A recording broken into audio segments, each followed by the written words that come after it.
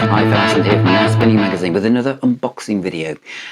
A bit late to the party with this one, but here it is. Originally on vinyl, and then when we thought it would never appear on CD, it suddenly did.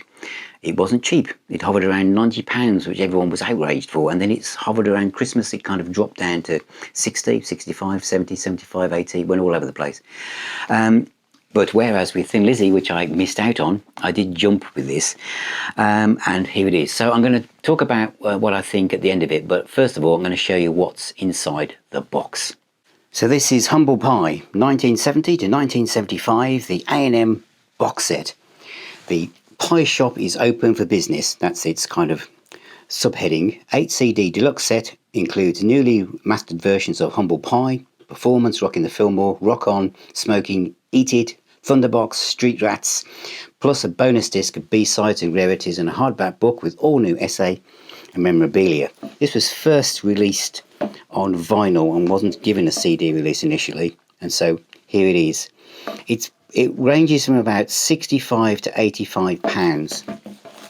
So I'll talk about what I think of the sound and everything after I've shown you what's in the box itself. So it's a box that's roughly the same size as the Cream and Eric Clapton sets and Procol Harum, and it comes with a hardback book, which I'll do last of all, and then there's two inserts where the CDs sit. So I've opened them opposite here. You've got CDs 5, 6, 7 and 8, so they just slide in and out. This is a common way of storing CDs in these type of sets, even larger ones like Tangerine Dream and Van de Graaff Generator, and there's 1, 2, 3 and 4. So on each set this is Smokin, it says, but they all look the same.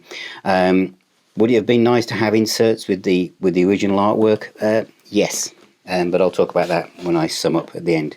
And this is the book itself. It's a hardback book, and lots of pressed cuttings on the inside of the cover. Some arty pictures hidden behind the texture there, and then we've got this kind of red paper effect with the print, which is fairly large font as well, so if you're visually challenged you're not going to have a problem with this. And it basically goes through the story of the band, so from the formative years, an overview of the band previously, the birth of Humble Pie, so lots to read. This is really well put together. Again, pictures of the band in the studio. What a great band. Small pictures as we go into the As Safe as Yesterday picture of that album. Natural Born Boogie, of course, this is stuff that isn't released in this set because it was a different label. And great picture of the band there. And then we're on to the first album, the first A&A album, which is simply called Humble Pie from 1970. So nice essay on the album. Then you've got Rock On. So they've used the kind of imagery that was from the front cover there. Soul Sisters, the importance of soul music to Steve Marriott, and then Performance, Rockin the Filmore.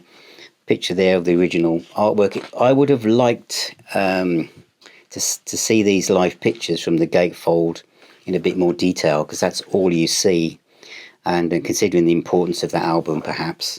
And then Frampton Quits, there's a section on Peter Frampton moving on. Then Smokin with Clem Clemson. So a really, really good album. So a lot of stuff about that because it was a big seller. Then Eat It, which was another great studio and live album. Then Thunderbox. Here they haven't gone with the original artwork, which I suppose is a bit controversial to where it was at the time when it came out. So we've got this illustration instead. And then picture of Steve Marriott. And then Street Rats, which on CD is probably one of the hardest things to buy by the band individually. So it's great to have that here. Not seen as the band's finest moments, but I think it really does have some great songs on it, some great performances. And then about the breakup. And then it's Farewell to Humble Pie. And it pulls no punches, this, the story about, Steve Marriott and his fall from grace, and, what a sad loss it is, he's no longer with us. But again, how, drink and drugs affected the band and his behaviour, etc. And at the end, we've got the track listings and we've got the bonus tracks as well listed, of which there are 14 overall. So that is the book and the CDs and the package. So there you have it. The 8CD Deluxe set of The Pie Shop is opened for business, Humble Pie, the A&M years from 1970 to 1975. It's a nice compact box, is that. It's a design that various labels use. It's interesting that with the world of box sets, there isn't a concise or determined design like you might expect on books and things, but this is a nice design. What could have been done better? Maybe the original album artwork being used for the little CD sleeves or something like that, or more imagery from the original album sleeves. I would have liked. What does it sound like? It sounds fantastic. I mean, they've been poorly served, Humble Pie, on CD. Some of the things like Rock On, I think I've got the originals, and they've got like just a simple piece of paper that folds out with nothing information on it at all. Performance, Rockin the Filmore, one of the greatest live albums of all time. Similar, black and white pictures, the text, no booklet or anything. Smokin is the same, very sparse. Street Rats is almost impossible to find. Thunderbox and Eat It Esoteric did dabble with those, but the sound on these is absolutely stunning. The booklet is great. I've really enjoyed it, and this is this is an important band. Steve Marriott is one of our most famous blues rock vocalists, really. The other thing I like about this, it's very easy when someone passes away that all of the rose-tinted glasses come out, and we only kind of talk about how legendary, how talented, and how wonderful everything was with the individual. I think what I like about the booklet here and the way people talk about Steve is there's a lot of love for him, and there's no doubting his absolutely mountain-sized talent.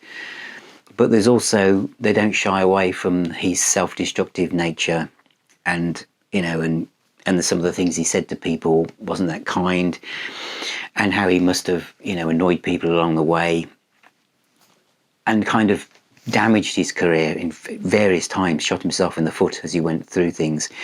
And so all of that is in the book, and I found that really interesting and useful as I listened to the songs, especially as you get to things like Street Rats, where you realise that for the band themselves, they really struggled to make that, and it was because Steve was being awkward or not easy to work with, and his eye wasn't on the ball. But even though they still created good music, and I think it's good for music fans to know that when we, see these group of lads or whoever it is, and we think, why can't they just get on, or why did they split up? It helps to know the dynamic that was going on behind the scenes. That we're all human. And none of us are perfect. And, being young and having access to as much alcohol or drugs as you like, and no one, and very different now, I imagine, with social media. If you decide to say what you think to the audience because you're not having a good time, it would only stay within that venue back then, but now it would be all over social media, and you'd be in a right mess. And you'd be having to bring in your PR company to help you out, if that was even possible. So it was a very, very different time. But this music is timeless. And what would I pick? I think one of Ronnie James Dio's favourite albums is Rock On, isn't it? But I would probably go for Smokin, which is the first one without Peter Frampton. But I really love that album. And then Rockin the Filmore, classic, in it, guitar workouts to the max there. But I've got a soft spot for Eat It and Thunderbox, and the first few tracks off, especially Street Rat from Street Rats, is great. It's really, really good. So thank you to A&M, UM Music, for Universal Music, for putting this out. And I hope it's done well for you, because a lot of CD fans were looking forward to this, and from all the feedback I've seen, and a lot of people in the Now Spinning Facebook group have bought this as well, it really is a fantastic set. So it's highly recommended. So thank you for watching, thank you for supporting me, thank you for subscribing. Take care, and I shall see you very, very soon.